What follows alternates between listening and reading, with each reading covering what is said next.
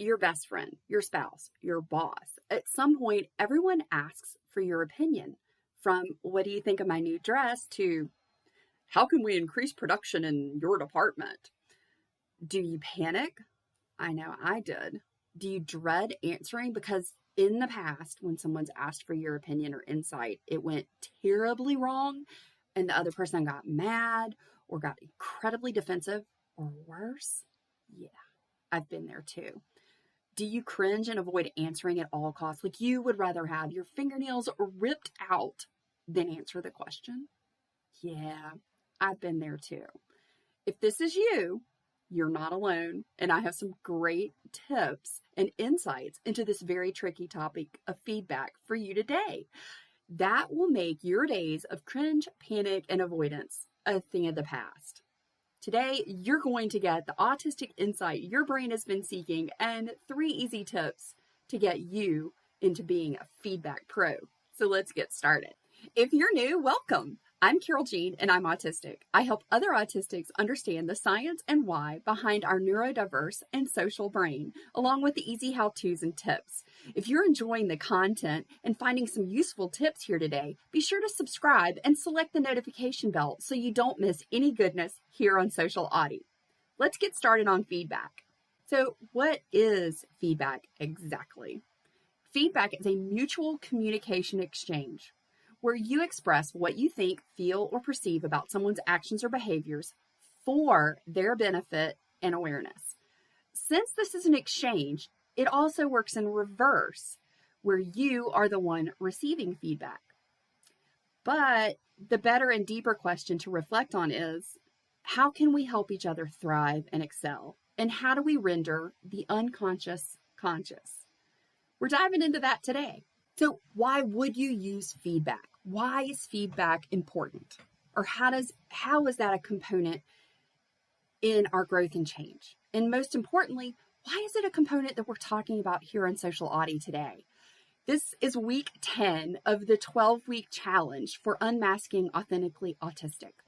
And as part of the growth process, one of the things that I learned that was incredibly valuable in my journey, especially after my late identification as an autistic, was learning to not only give feedback in the right way, but also how to receive feedback. Because it's in this journey and in this period of growth and change where we need to be able to have an open dialogue and communication between people who trust one another, who have come to the relationship from the point of, I am for you and I am here to help you. And to do that and to grow and change together, we have to be able to give and receive feedback in the right way and in a way that is beneficial to both parties. So that's why we're talking about it today. So why would you use feedback? The number one reason is for growth and change, like we talked about just now. The second is to build true connection relationships. True connection relationships are something I didn't even know were possible or that existed, truly existed. I thought it was like the glitter unicorn existence. Like I thought people really just faked it and no one really had this amazing, incredible relationship where they could be themselves and tell the other person their innermost thoughts. I was so wrong.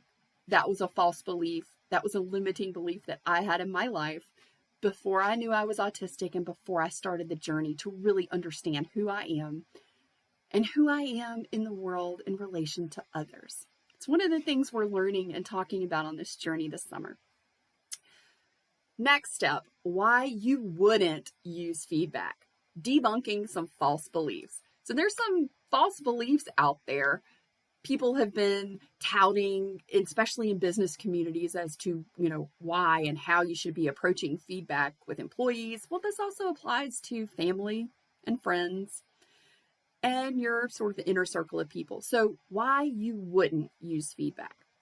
There's 3 theories that have been completely debunked in research papers and scientific studies that have gone into this. So here they are. Number 1, just as a general guide and note, you never want to use feedback to express your anger or frustration with someone's behavior or action. That is never going to go well and is not going to get you the results that you're looking for. So let's dive in and talk about theory of truth. This is one of those false beliefs. And the theory of truth is essentially that you feel like you need to tell someone what they need to change, because if you didn't, they would never know that it was a problem, and that would be bad.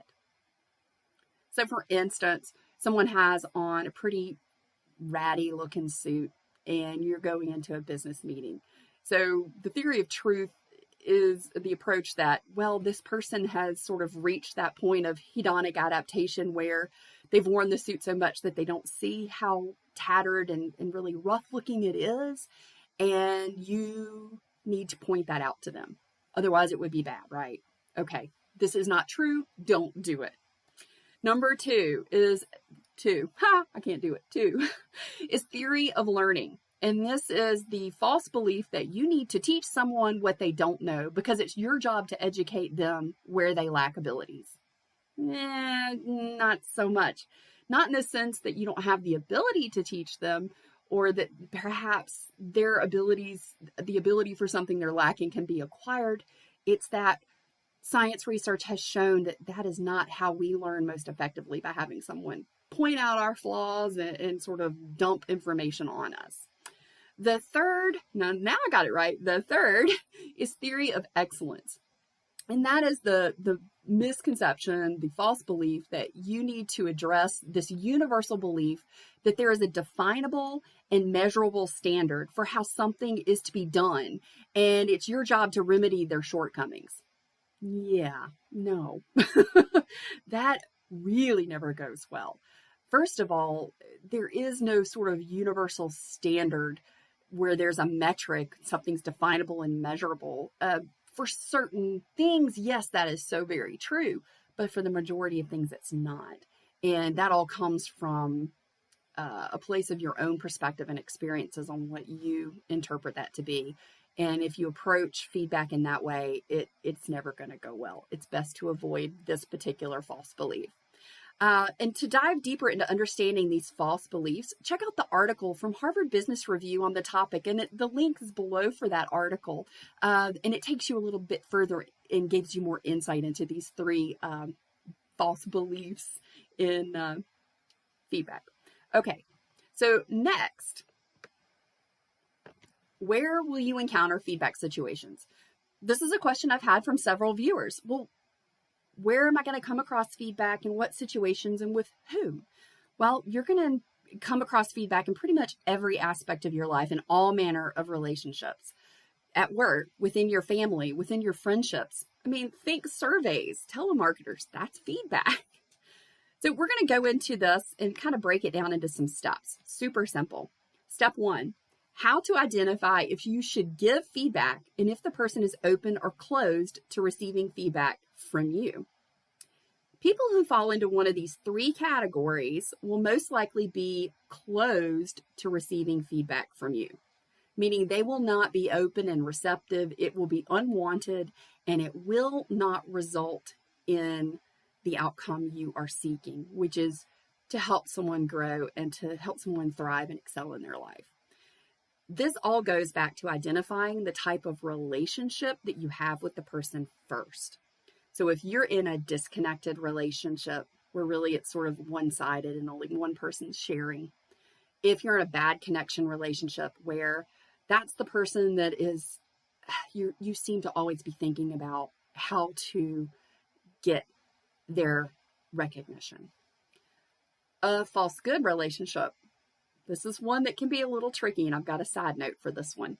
The false good connection is that friend or that person that makes you feel really good and they're lots of fun to be around, but there's not a lot of depth going on as far as sharing and vulnerability and authenticity in the friendship. So here's the note. If the false good connection can trick you and it can lure you into a false sense of trust, and feedback won't go well in this situation, be sure to double check this relationship before proceeding with giving feedback. Now let's talk about, well, if those are the relationships where you won't give feedback, like they're closed to hearing or receiving anything that you give them from a place of love and service, then who will be open to receiving feedback from you? a true connection relationship. If you aren't certain what these types of relationships look like or how to figure out what kind of relationship you may have, check out the Relationships for Autistics playlist on the YouTube channel Social Audi, and be sure to get your free relationship companion workbook to help you break it down, along with the Trust Identifier Guide to help you find that trustworthy person to have a true connection relationship with in your life. The links are below, and I'll also link the video series at the end of this video. Make sure you get the workbook to go along with it. Step 2. How to give and receive feedback. So if first we've identified who is open or closed to it, we've identified what types of relationships are open and closed. Now we move into how do we give it. So in giving feedback, you want to look for outcomes. Identify what is giving good results in the moment and with specifics. Don't wait until after the moment has passed if you can point out what is working well in the moment. It helps the person recognize what excellence looks like for them. You're offering a chance to gain insight into themselves, making the unconscious conscious. And you are highlighting a pattern that is already there, making it visible to them so that they can then recognize, recreate, and refine it. Be sure you give details, give specifics. That makes the connection much more authentic. Describe what you experienced when you recognized their moment of success. We all know when someone is being inauthentic in their praise, and it holds very little influence on us. Being authentic and specific in your feedback is what makes it believable and how it makes the deepest impact on the receiver. When you share something in this way, you're not judging, you're not rating, and you're not fixing, and your message carries much more power to help the other person thrive, excel, and that is the goal. So here's some examples on how to word feedback. This is an excerpt that I've got that I'm sharing from the Harvard Business Review article, The Feedback Fallacy from 2019. And the link for that article, again, is below in the show notes. So instead of saying, "Can I give you some feedback?" try saying instead, "Here's my reaction." Instead of saying, "Here's what you should do," try saying, "Here's what I would do." If someone asks for your advice, don't say, or instead of saying, "You should do," try saying, "What do you feel you're struggling with? And what have you done in the past that's worked in a similar situation?"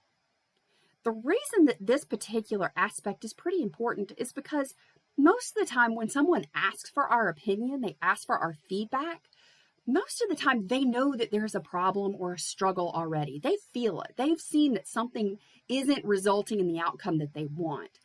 And 9 times out of 10, the motivation for asking for your opinion is that they're trying to work it out for themselves.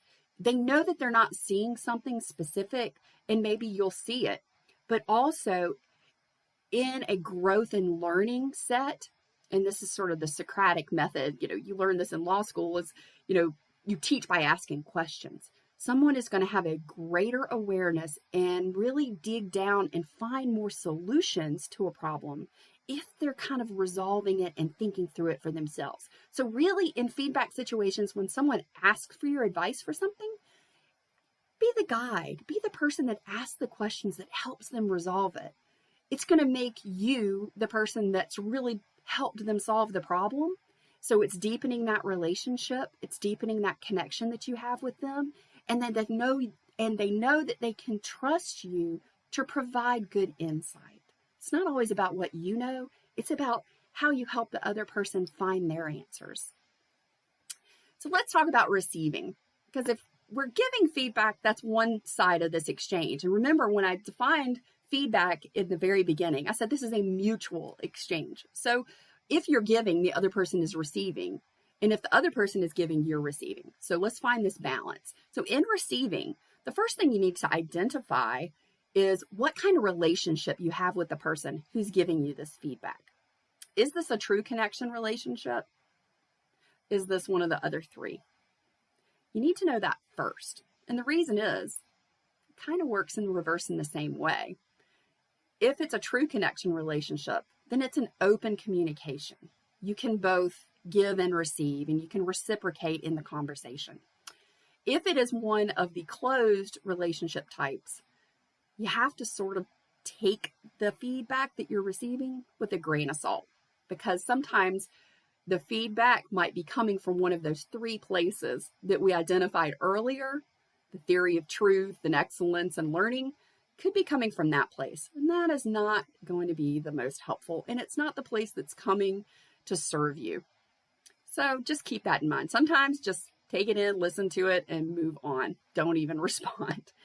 So the next step in this is to truly take it in and receive it. If this is coming from a true connection relationship, you want to take in and receive the gift that your friend or true connection relationship person is giving you in this feedback.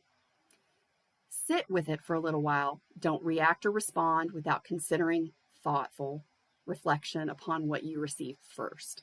Because a lot of times, especially as autistics, I know very early on, I was exceptionally defensive.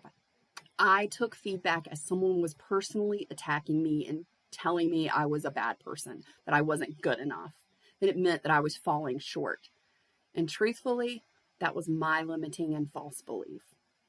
When feedback is coming from a true connection relationship and it's coming from someone who cares about you, it's because they're trying to help you.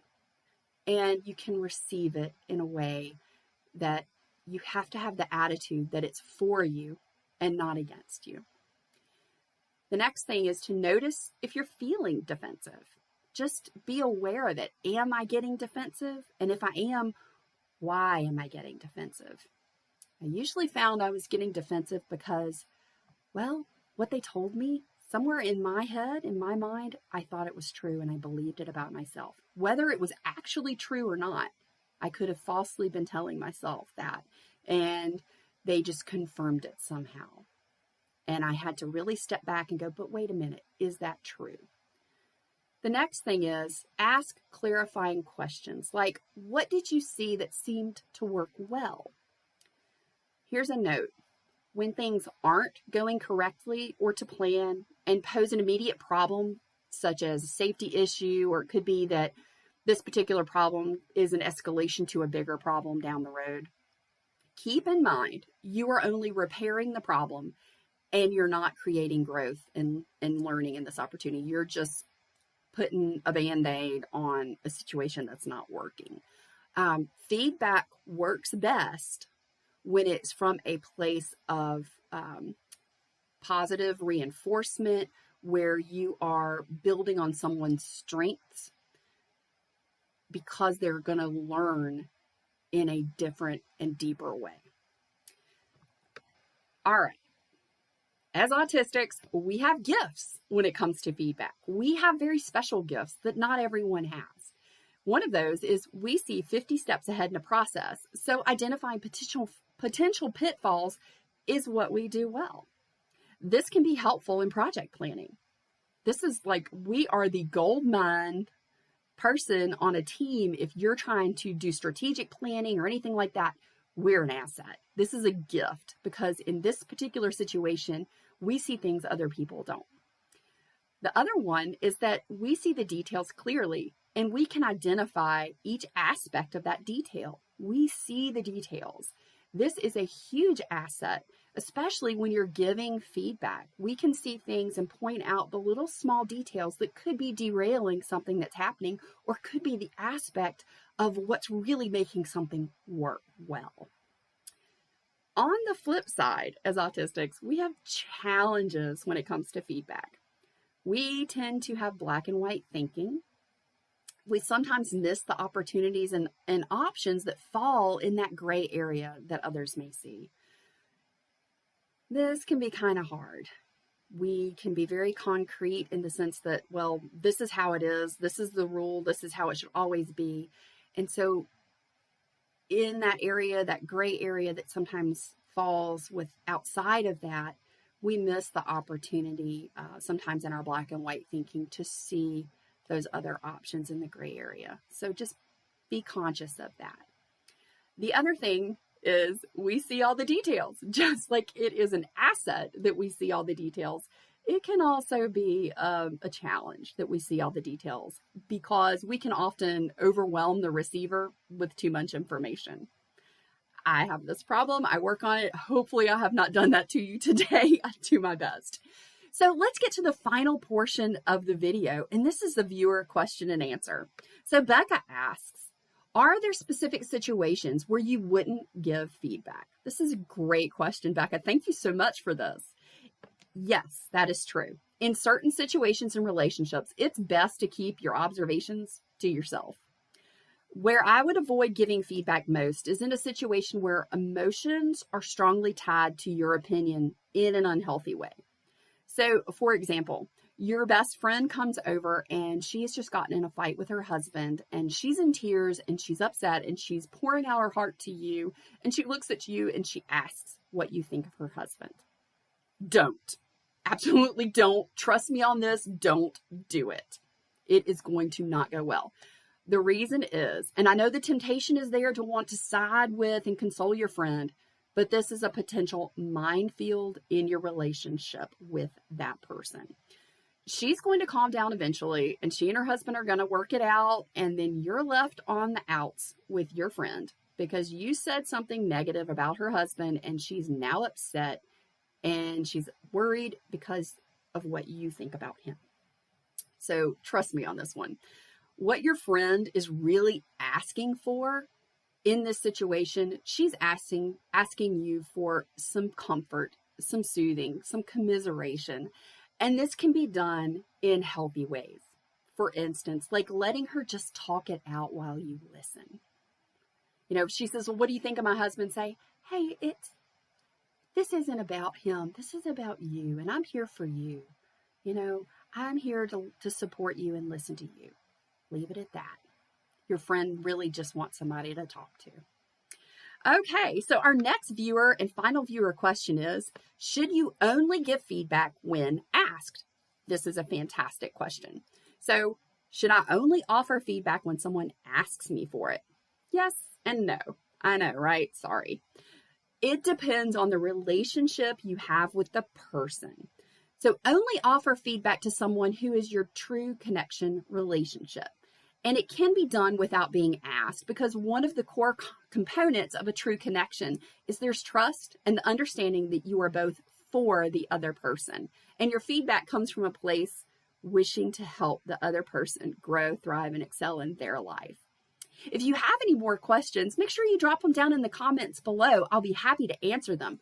I will DM you directly and give the answer that you need, and I'll also put it down in the comments below. If you have a question and you don't really want to put it in the comments and you feel like, oh, I'm a little intimidated by that, head on over to Facebook and you can find me on Social Audi and send me a question. I am so happy to answer anytime, and I'm also on Instagram at Social Audi. So if you want to DM me on Instagram, you can find me there too. Whatever's easiest and whatever platform you use. Guys, have a great day, and join me next week for week 11 of the 12-week challenge. We're going to be talking about what's my why? What's my purpose in life? I'm going to help you get to the heart of that and figure out exactly what your why is, what your purpose is. Have a great weekend. Talk to you soon.